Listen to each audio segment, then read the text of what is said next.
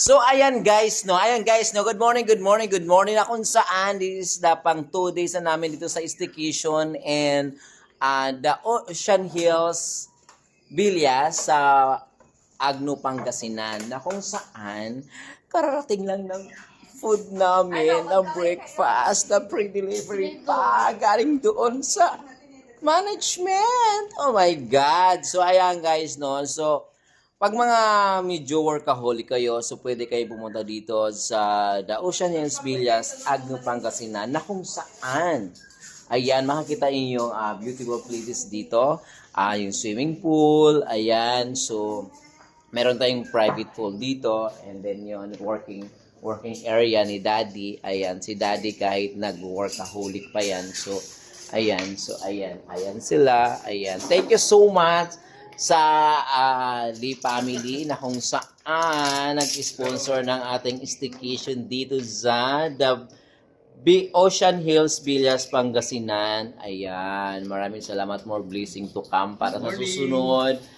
sa ano na tayo, out of the country na tayo mag-staycation.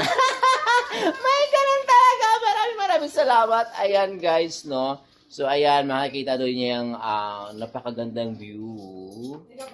Ayan, lalo na pagkasama mo yung jowa mo, di ba? Tapos magmumuni-muni kayo doon, nakaharap kayo doon, tapos bigla nalaglag na pala ako dito kasi humakbang ako ng konti. Tapos nalaglag yung cellphone ko sa swimming pool. Nakakaloka. Ayan, maraming salamat. Ayan.